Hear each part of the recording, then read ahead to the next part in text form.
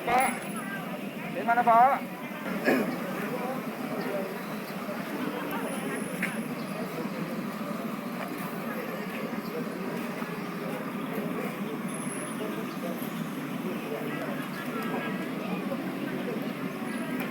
Oke, lihat aja ya. Tolong tetap untuk menjaga protokol kesehatan, jaga jarak.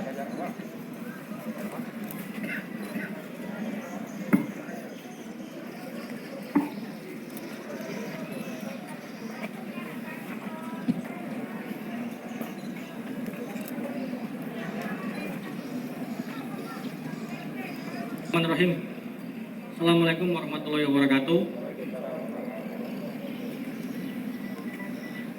Yang saya hormati Bapak Kapolres, yang saya hormati Pak Kapolsek, yang saya hormati Pak Dianton, yang saya hormati seluruh rekan-rekan media. Pada kesempatan siang hari ini kita akan melaksanakan press release terkait dengan kejadian tindak pidana kita melakukan pembunuhan berencana atau dengan sengaja menghilangkan jiwa orang lain, kemudian tindak pidana pencurian dan kekerasan dan pemerkosaan yang terjadi pada hari Senin, yang terjadi pada hari Sabtu tanggal 16 Oktober 2021 di Jalan Hang Jebat Gang Melati RT 14 RW 05 Kelurahan Perawang. Jadi hari ini kita akan rilis terkait kejadian tersebut, yang mana kejadian tersebut dilakukan oleh seseorang yang nanti akan kita sampaikan identitasnya. Jadi sebelum saya menyampaikan terkait dengan kronologis maupun identitas pelaku dan identitas korban, saya ingin menyampaikan pesan pada seluruh masyarakat bahwa setiap kejahatan atau setiap tindak pidana itu pasti akan meninggalkan jejak, dan kami dari aparat kepolisian akan terus memerangi kejahatan tersebut.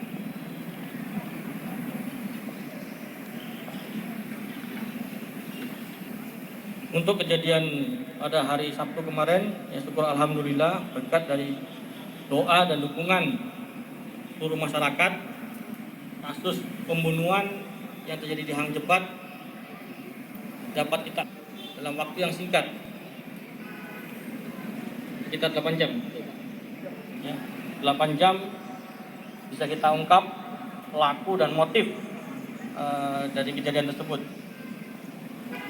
Jadi langsung saja untuk menyingkat waktu, bahwa kejadian ini terjadi pada tanggal 16 Oktober 2021 pukul 16.30 dengan TKP di Jalan Hang Jebat Gang Melati RT 14 RW 5 Kelurahan Perawang, Kecamatan Tualang Barat, Kecamatan Tualang, tepatnya di rumah kontrakan yang ditempati oleh korban. Korban atas nama saudari Novi Yunalisa, yang mana korban adalah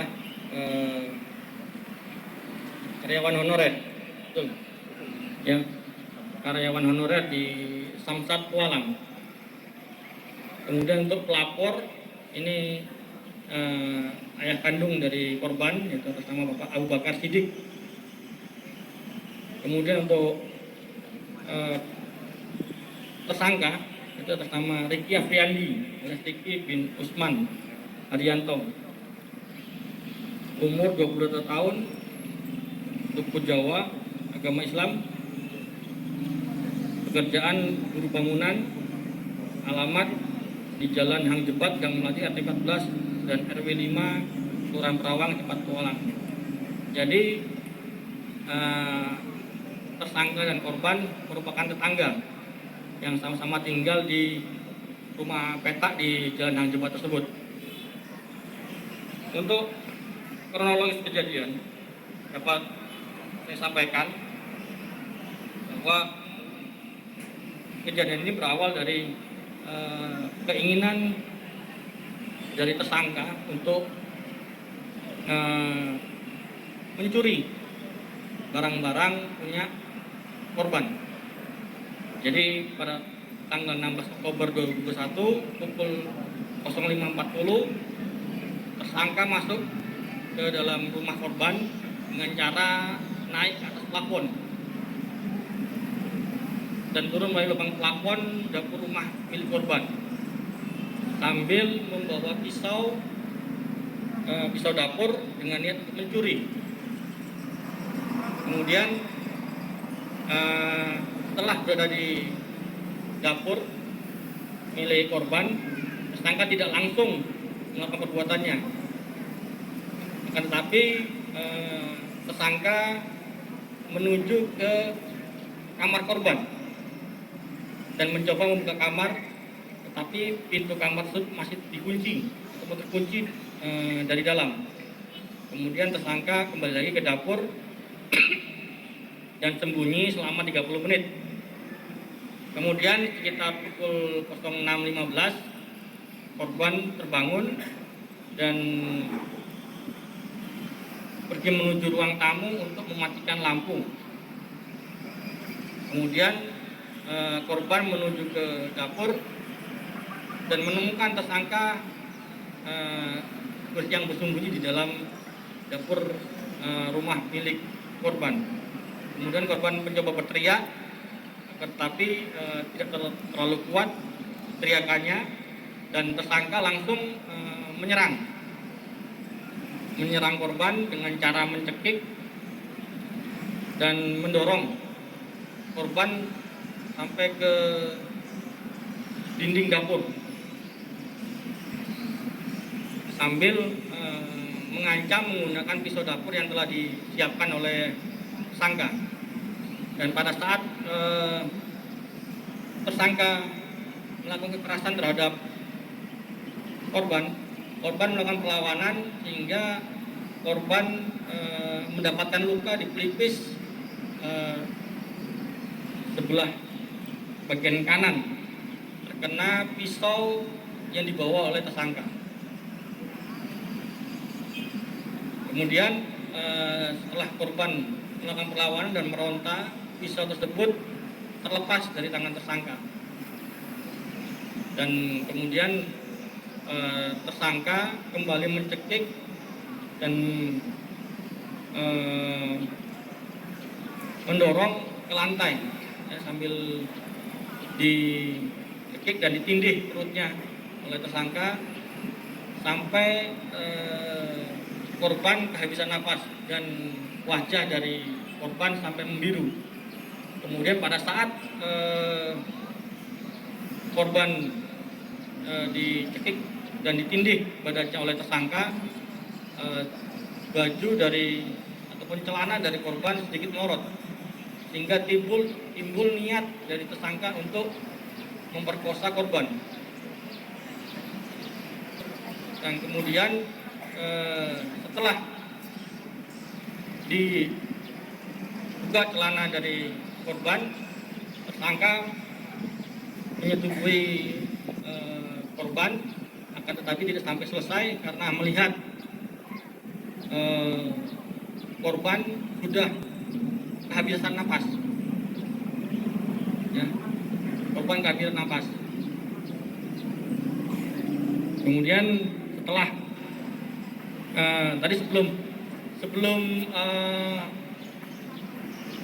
diperkosa tadi, korban juga masih sempat melakukan perlawanan dengan cara memukul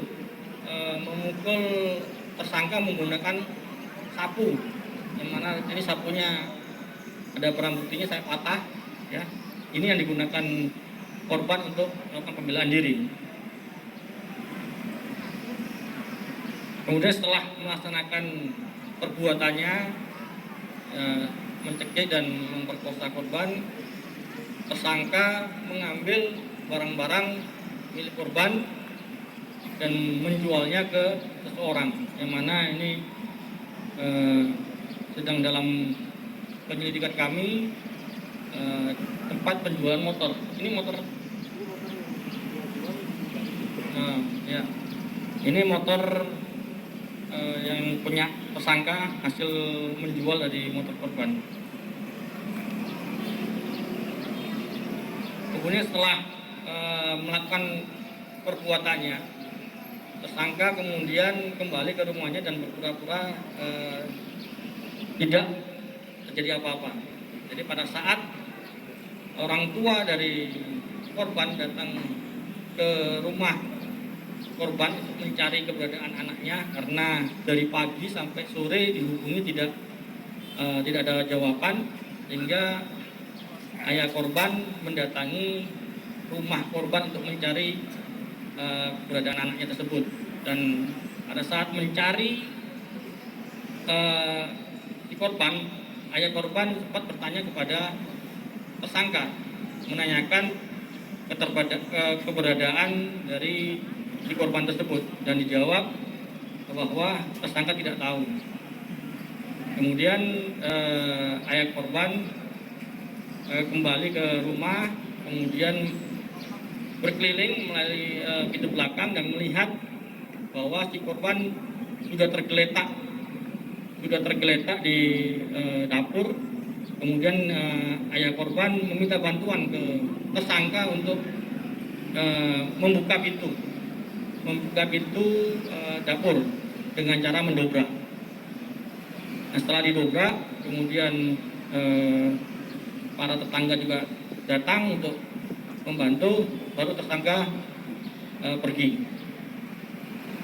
Kemudian dari kejadian tersebut, dari kami Polsek Kualang mendapat laporan dan menuju ke TKP dan melakukan olah TKP. Dan di TKP kita menemukan beberapa barang bukti, kemudian juga dari hasil penyelidikan terkait dengan handphone korban yang dibawa oleh tersangka, yang dibawa ke sebuah konter, yang mana dari pantauan CCTV memang tersangka ini yang membawa HP tersebut. Dari hasil penyelidikan di TKP, kita mengamankan beberapa orang yang kita minta keterangan, dan dari beberapa keterangan itu mengarah kepada kecurigaan kita mengarah kepada si tersangka. Karena memang tersangka pada awalnya sempat berkelit memberikan keterangan yang tidak benar, tetapi setelah kita lakukan pendalaman dan kita temukan di badan tersangka, di anggota tubuh tersangka terdapat luka-luka, yang mana ini menimbulkan atau menambah kecurigaan penyidik untuk mengarah ke pelaku pembunuhan. Dan akhirnya setelah kita interogasi dan akhirnya tersangka mengakui perbuatannya. Kemudian untuk pasal yang kita terapkan terhadap tersangka ini adalah pasal 340 KUHP tentang pembunuhan berencana dan subsidiar 338 itu menghilangkan nyawa seseorang, dan pasal 365 ayat 3 yaitu pencurian kekerasan yang menyebabkan korban meninggal dunia, serta juga kami terapkan pasal pemerkosaan bagaimana diatur dalam pasal 285 KUHP. Jadi ada 4 pasal yang kita terapkan terhadap pelaku dalam kasus ini. Dan sebagai informasi juga bahwa sebelum kejadian memang pelaku ini sudah beberapa kali mencuri barang milik korban. Jadi seminggu sebelum kejadian, tersangka ini sudah pernah mengambil uang milik korban sebanyak berapa? 750.000. Jadi niat awalnya memang ingin memiliki barang milik korban. Jadi itu sekilas tentang kronologis kejadian. Baik, untuk pelaku lain yang membantu pada saat kejadian, kita masih belum ada petunjuk, kita masih dalami lagi karena dari pengakuan tersangka dia melakukan tindak pidana tersebut sendirian.